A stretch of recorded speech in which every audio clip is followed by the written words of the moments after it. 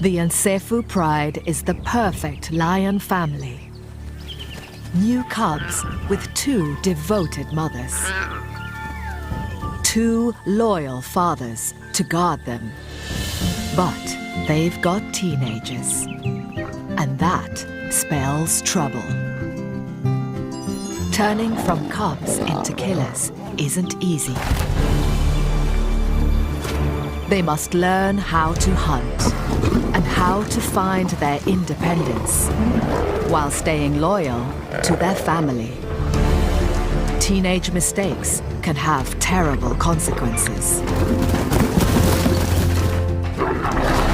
They face betrayal, isolation, and death.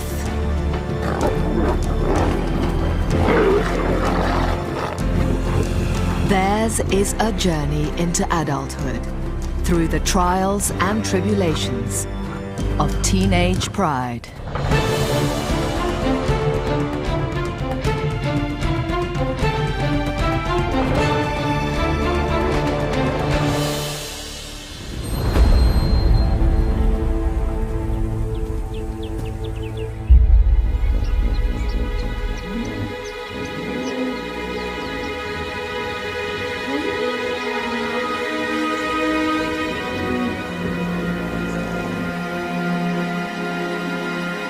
It's dawn, and the Nsefu pride relaxes after a busy night's hunting.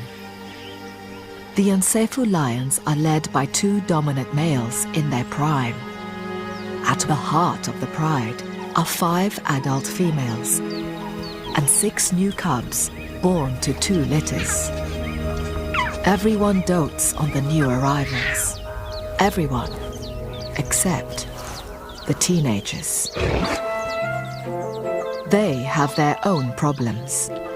There are 7 of them, ranging from 1 to 3 years old, mostly sub-adult males. Like all teenagers, they face the difficult transition to maturity. But these adolescents are lucky. Their 25-square-mile territory is on the Luangwa River, the best lion real estate in the area. Born 8 weeks ago, the new cubs are now old enough to hang out with the pride, and even the 2 big males spend time with them.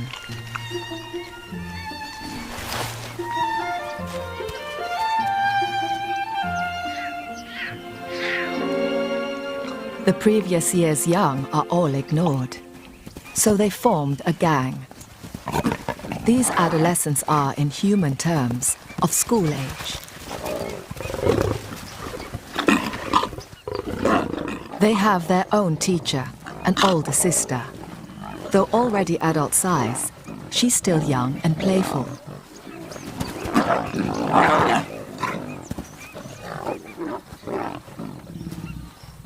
Life was perfect until the 6 new cubs came along and stole the show. The mothers have their hands full now and pay little attention to their older offspring. Aunts and a grandmother are increasingly losing patience. Of the 7 teenagers, 4 are male, now with the first sign of manes. 3 of these are brothers. In their few years left with the pride, they have a lot to learn.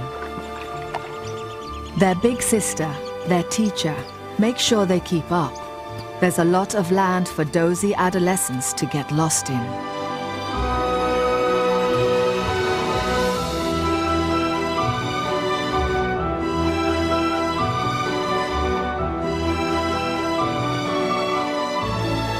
Now it's time to join the pride for breakfast. The hungry teenagers are allowed at meals as long as they join the back of the queue.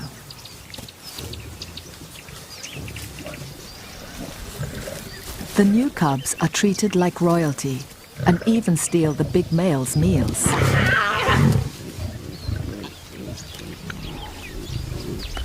The mothers need extra food to make milk for the cubs. The males are grumpy about having to share. One antelope, stolen from a leopard, doesn't go far. The aunts try to eat their share discreetly until the teenage gang finds them and forgets their manners.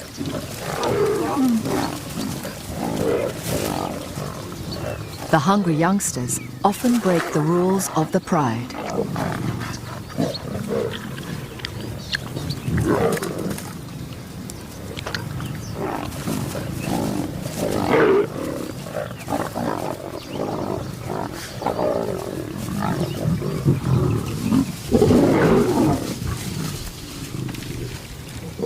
The big males send the adolescents packing.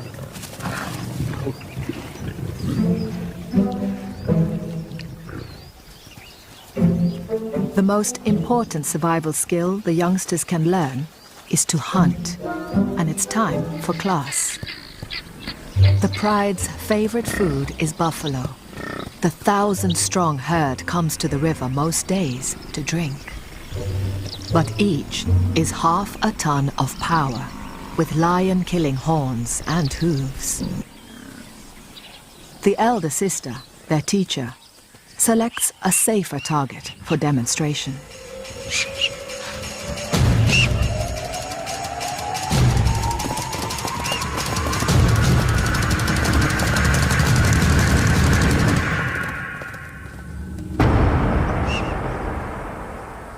Hunting needs more work.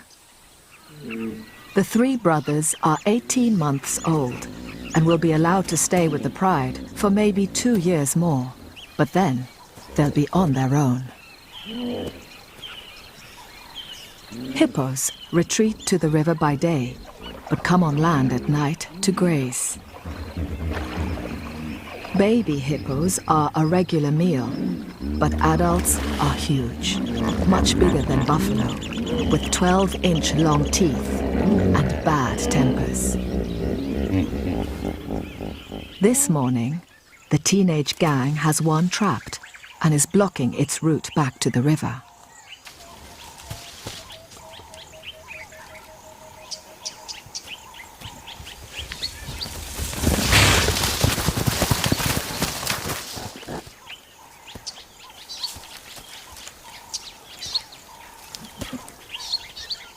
Potential predator and potential prey fight a battle of wills.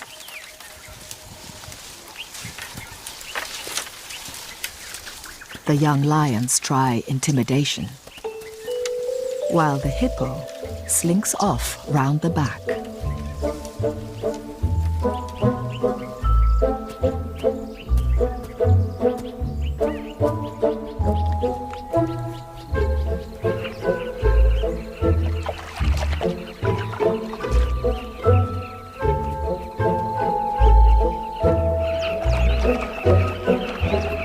The chatter of brightly colored birds distracts the hungry teens. A colony of carmine bee-eaters nests in the riverbank. Their burrows extend 6 feet or more into the soft sand.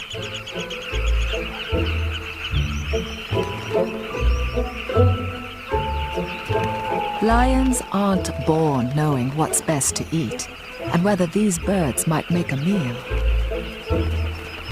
The years spent learning how to be a lion may be the most difficult and least understood of a lion's life.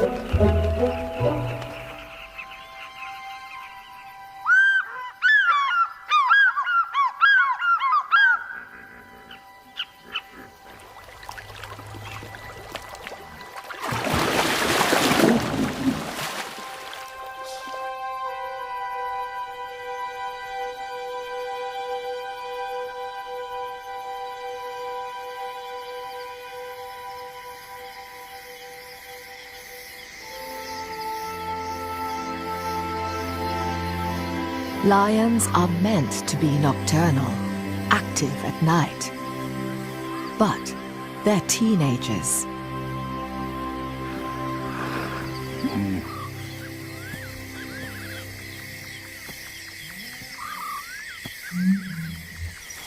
The hippos are braving the land to feed.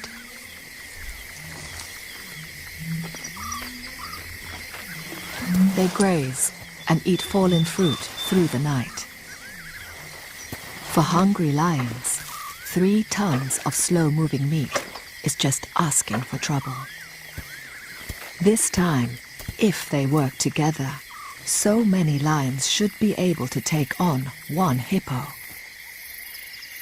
Yet the hippo is more intimidating than they are.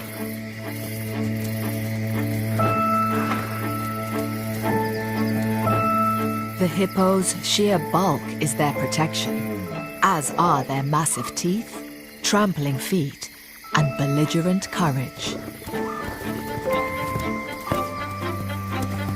Teenage lions have attitude too, and they spar with the hippos like matadors with bulls.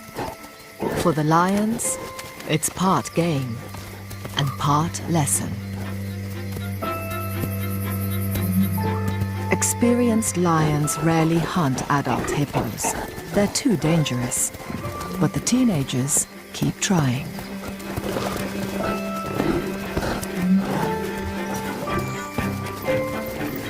They'll eventually learn to look for calves or injured adults, which are easier prey. After taunting the hippos, the big sister leads the class inland.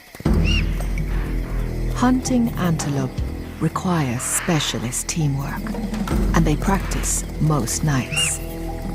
They spread out. The idea is to drive an impala or a puku into an ambush.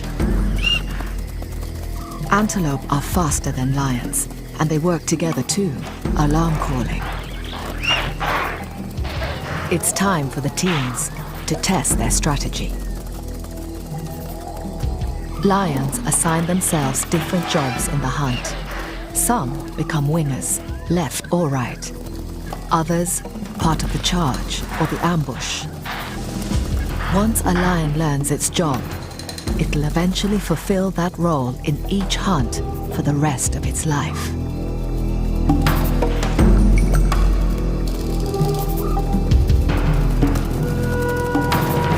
These teenagers are working out what their jobs are.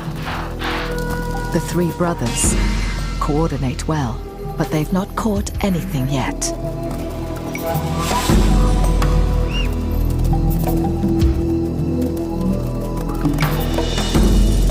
The elder sister drives a puku straight towards them.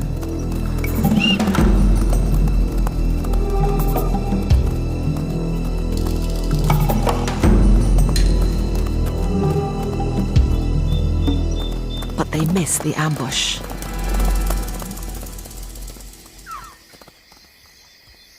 Behind the younger brother, there's one of the cubs, lost and alone.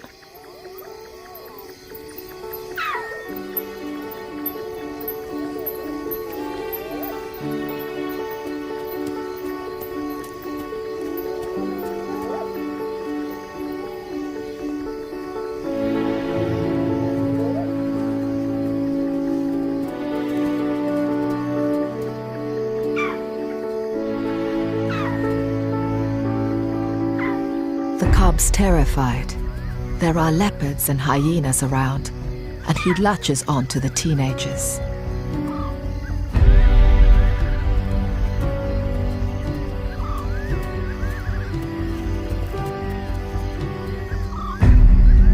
They stop hunting. The rest of the pride can't be far away.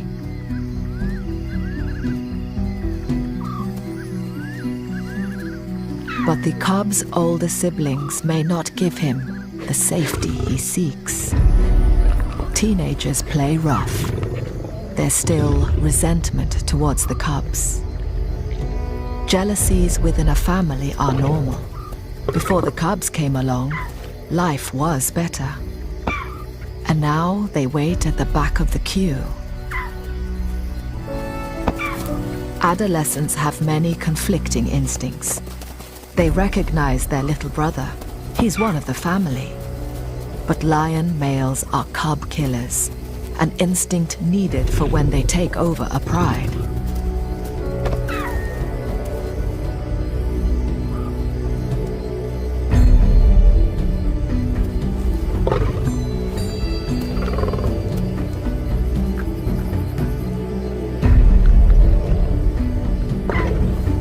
Just as the game looks like being the cub's last, his mother appears.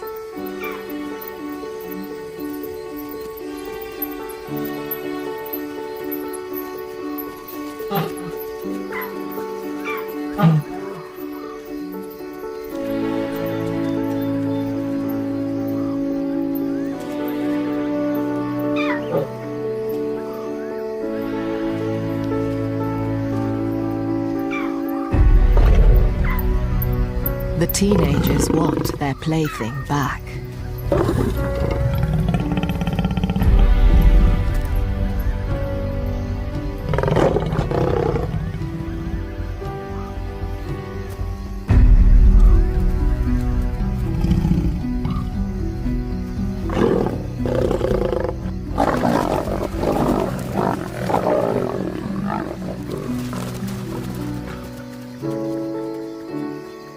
The cub is battered, confused, and lucky to be alive.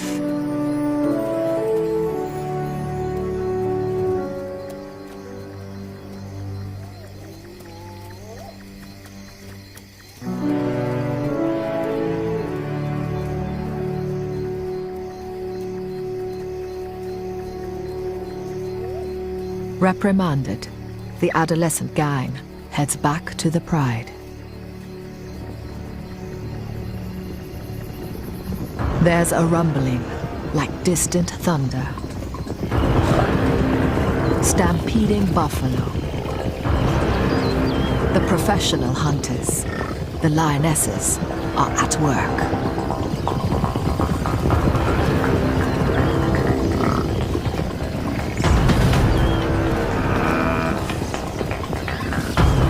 It's a big opportunity for the teenagers to prove themselves.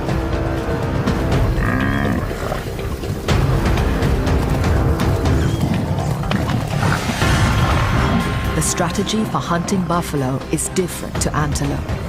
Buffalo are like tanks, well armored. The lions must attack from behind.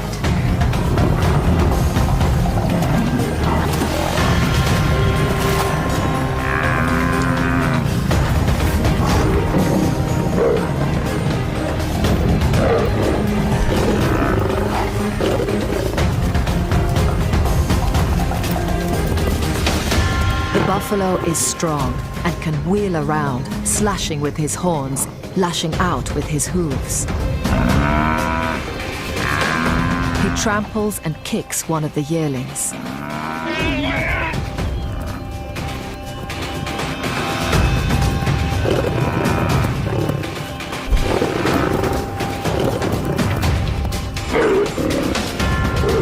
The pride closes in, but the teenagers aren't strong enough. A horn catches the elder sister in the groin. The lion's desperate attempts to hang on to the buffalo become increasingly dangerous and futile.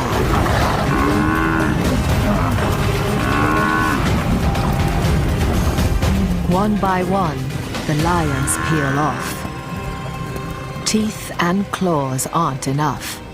It takes experience as well as courage, and knowing when to back down.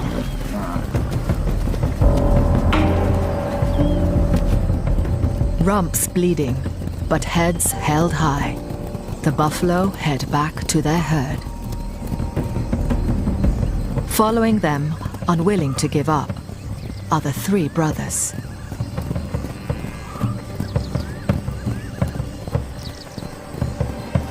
The rest of the pride leaves them to it.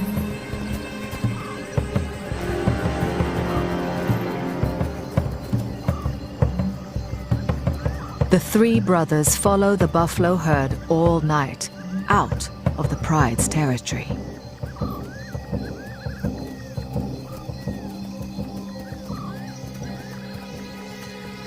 But after a few hours, they've lost the buffalo and their pride.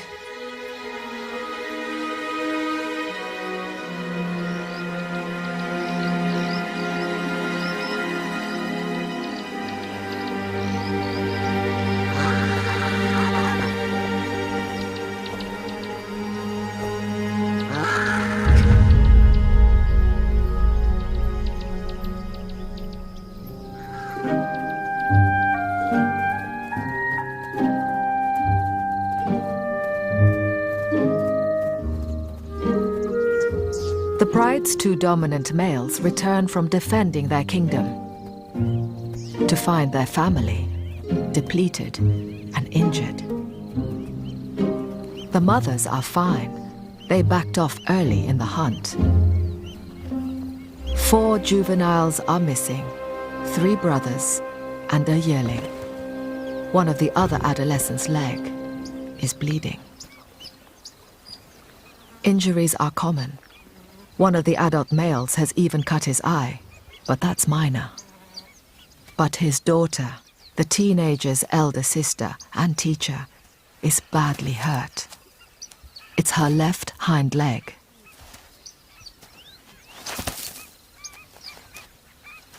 She's fortunate to have the pride.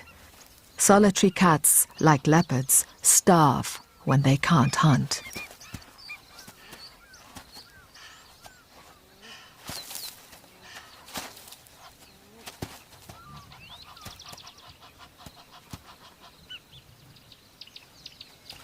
Most wounds heal quickly. There's no blood, and she'll probably recover with a few days' rest.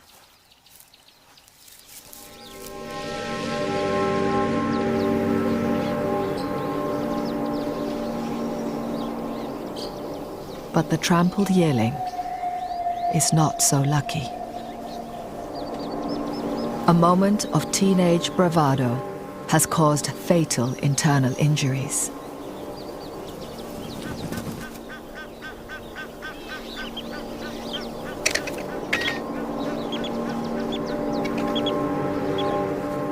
Courage alone is no match for a half-ton of buffalo.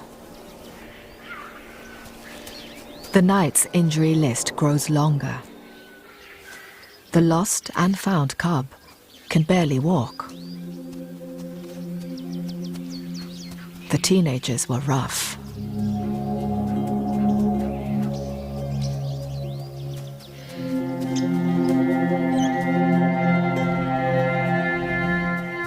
He looks for comfort from his mother,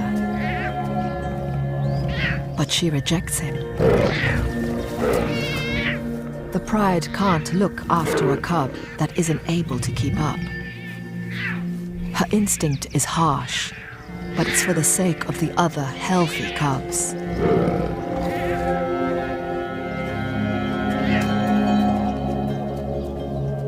One night of teenage havoc has devastated the whole pride.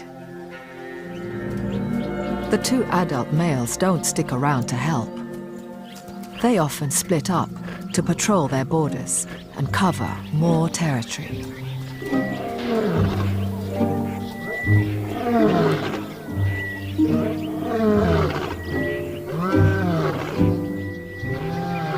It's the height of the dry season, and each lion pride controls sections of a few miles of river, the only water around.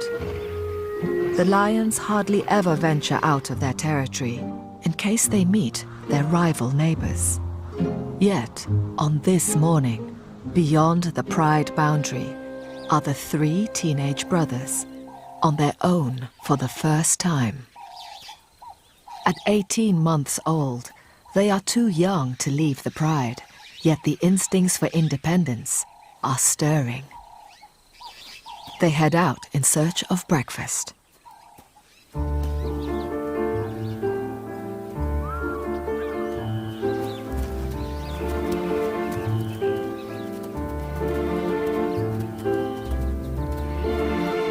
They have a swagger, a confidence.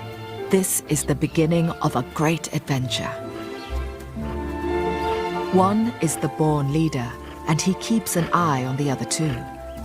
He waits for them.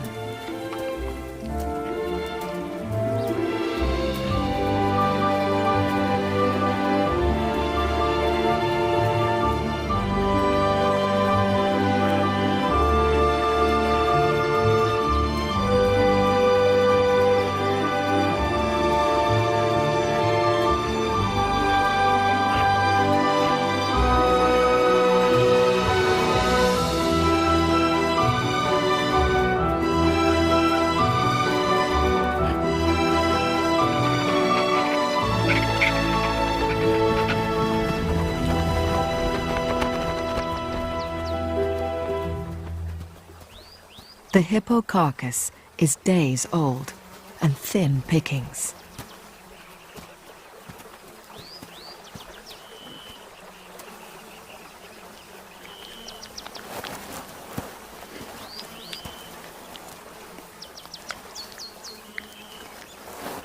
The leader lets the younger two find what they can.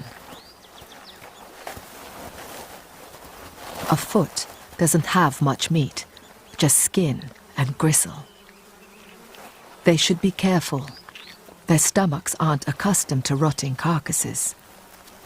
But it's something they may need to get used to.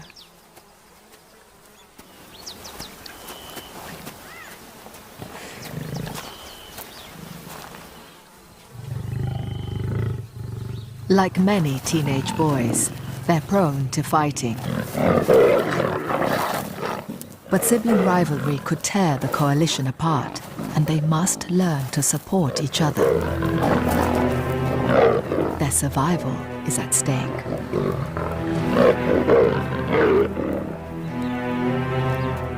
The leader just moves on, and they have to follow.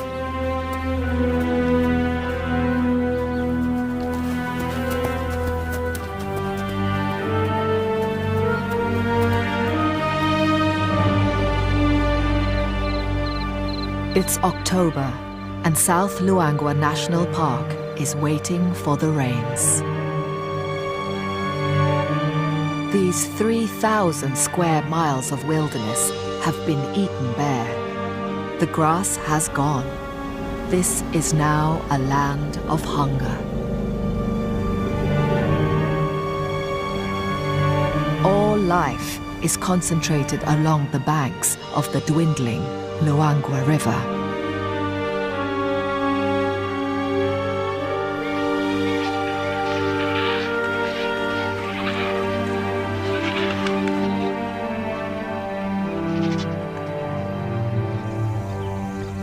Drawn by the only water, a lone lioness, a nomad. Life without a pride is harsh.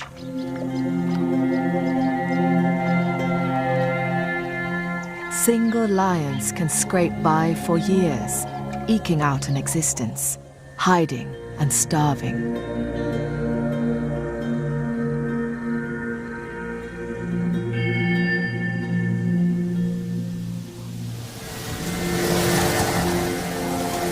Rainstorms are on their way. But for this nomad, it's probably too late.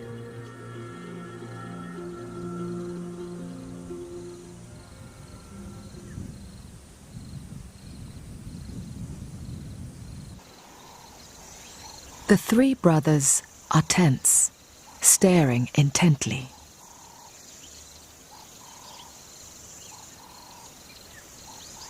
A few hundred yards away is a small pride of lions, their neighbors. This family looks different, battle-scarred. Their life is tougher. There are 2 adult females and several older adolescents, like the brothers.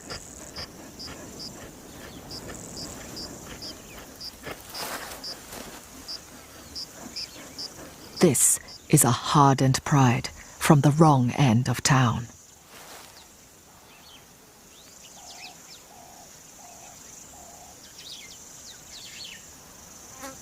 But that's not what the brothers are staring at. There's a familiar face here. Their own father.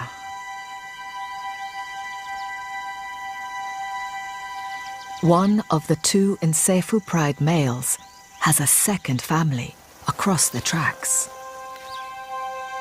It's unusual, but here the park has a shortage of adult males due to trophy hunting outside the reserve.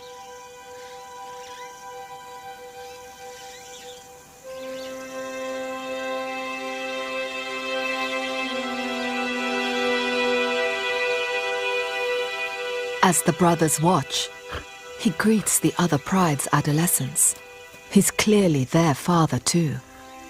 They are a little older than the three brothers. This must have been going on for years.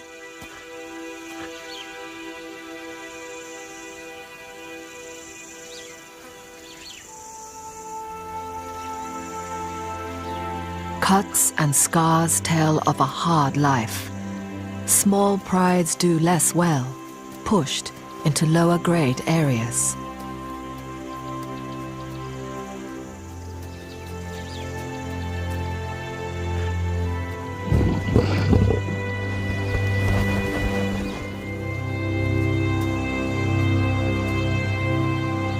The three brothers from Nsefu remain still until all the other lions have left.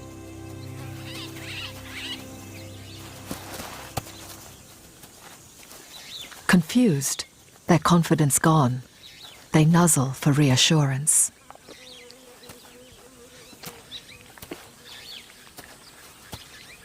One of the brothers isn't feeling at all well.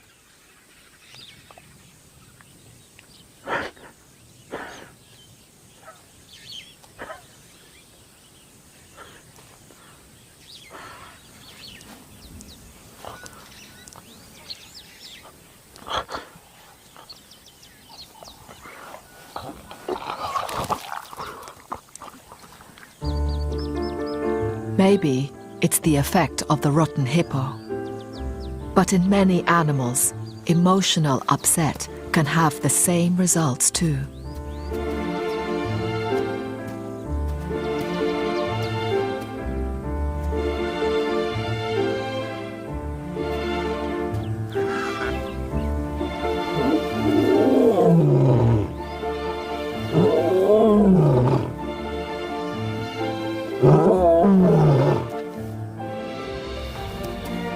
Juveniles rarely roar, but when they do, it's often full of meaning about their pride, their alliances, and strengths. It's about who they are.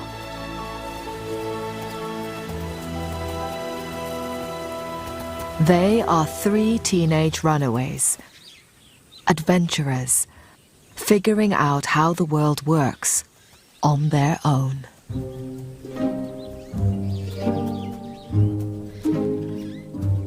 A few days later, the big male returns to the Nsefu pride, as if nothing's wrong.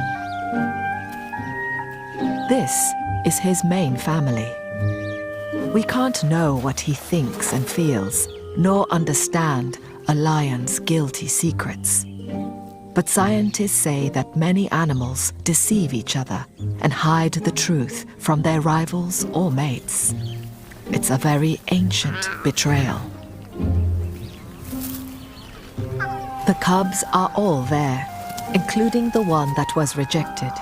He's fine now, just a bit smaller than the rest. His mother finally relented.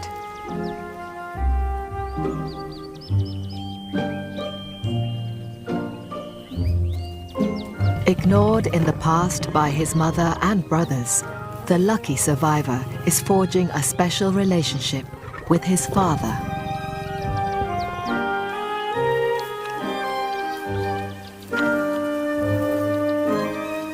Five of the cubs are male and could form a formidable team in 2 or 3 years, eventually becoming caring fathers themselves.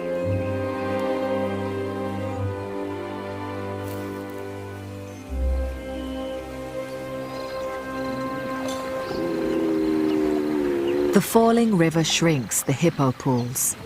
The territorial males aren't happy with their newly confined quarters.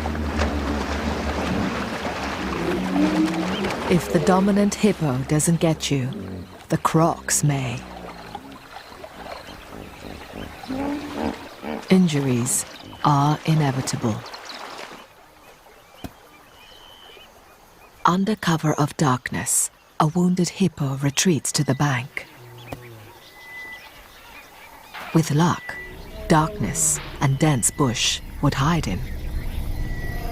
But he comes face to face with the Nsefu mothers, and doesn't stand a chance.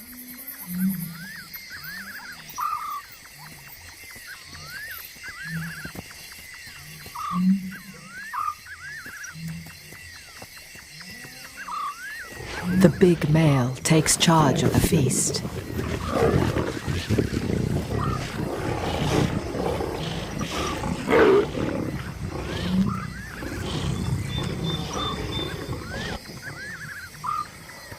An adult hippo is a huge meal, more than enough for them all. Yet, there's an unusual tension.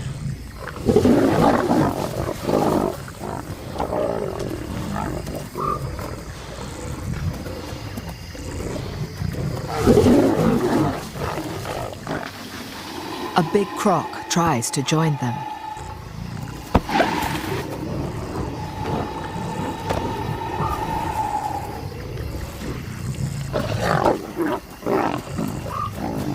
It's too dangerous, even for him.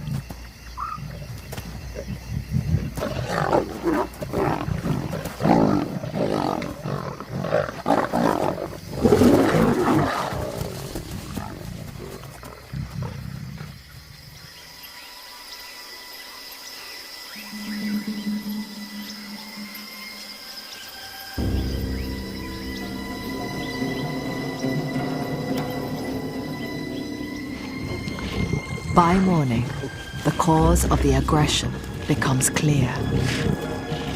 Here, with their father, are two adolescents from the pride next door.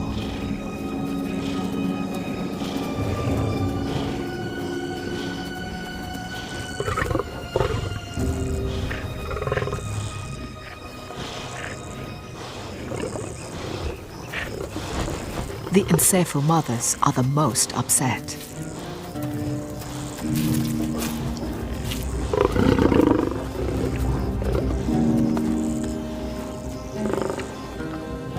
The male has turned up with the wrong teenagers.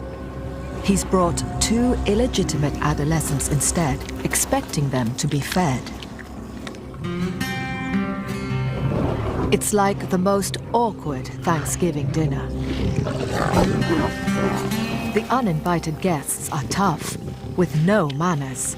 They don't know teenagers should join the back of the queue and not talk back.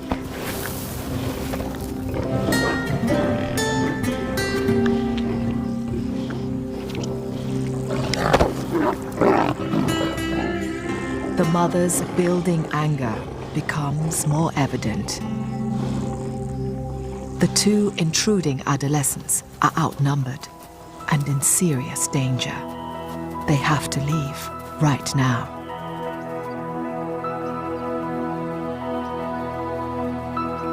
The encephal mothers follow, looking intent on revenge. The teenagers turn on a mother.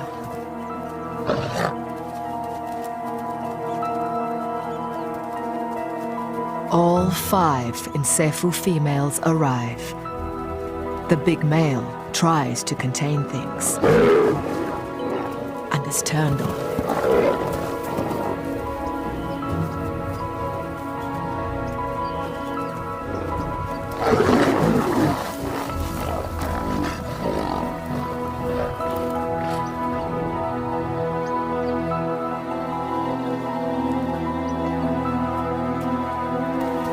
He puts himself between the mothers and the 2 interlopers.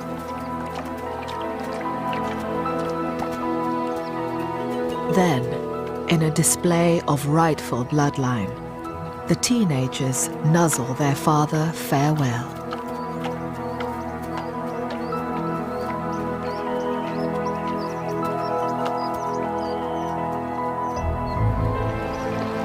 The 2 exit the only way they can, through the crocodiles. The crossing is the fastest escape route, but it terrifies the teenagers.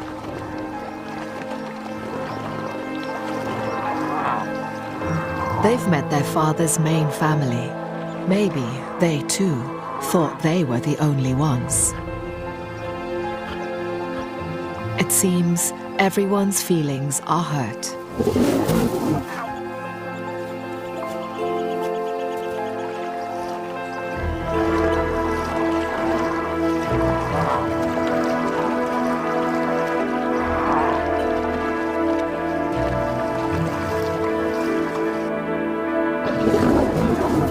The Nsephu mothers are still spoiling for a fight.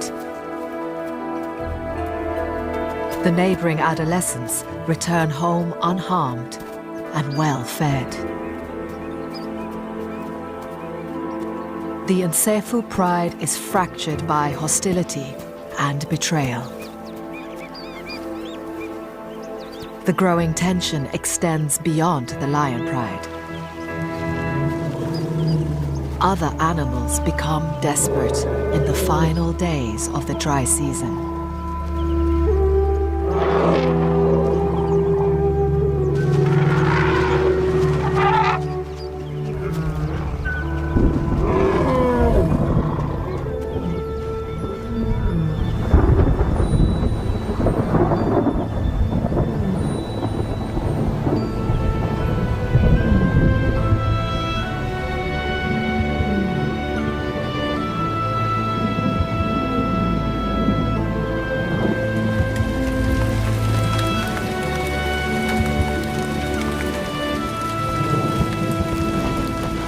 Once the rains come, the antelope can drink anywhere and move away from the river in the hope of better grass.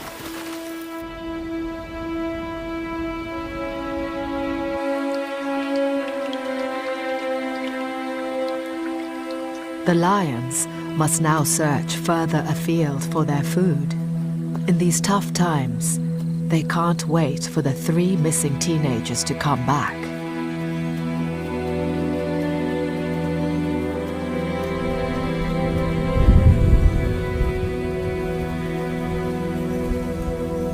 The young cubs have no choice but to try and keep up.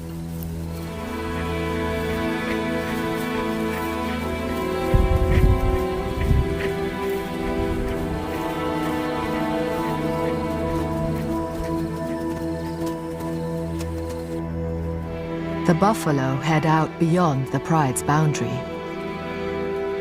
Far from bringing life, the storms empty the lion's world. The territory is a deserted sea of mud.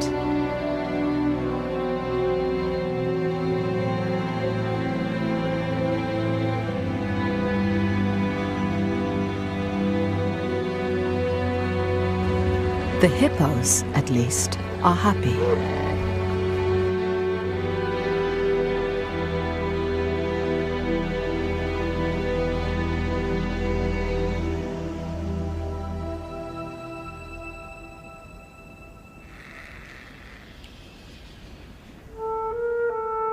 It takes a few weeks, but life returns.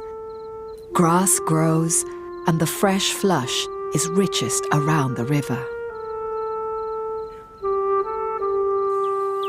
The antelope return.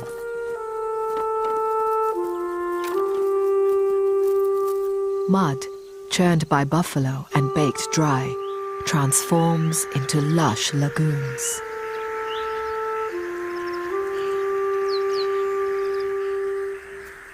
For the cubs, it's a new world. They've only known dusty plains. The little cub, injured by the teenagers, is now hard to tell apart from his brothers.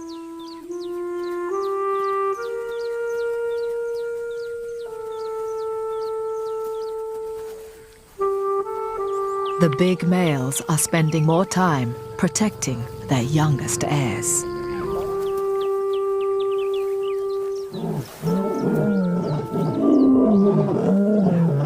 The mothers join with the males in roaring to proclaim their pride. The only ones missing are the 3 brothers. They haven't seen them since the buffalo hunt.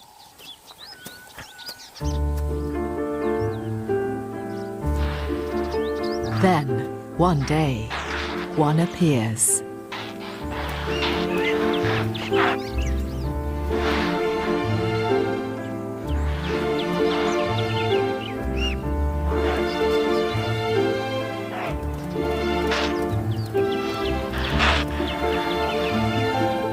following him, the other two.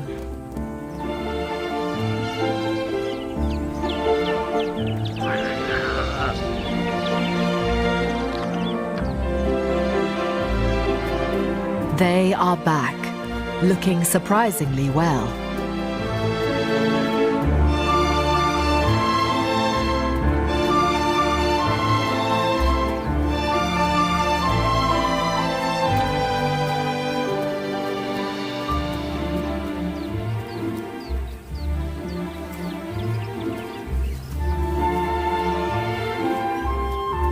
They are welcomed as part of the family.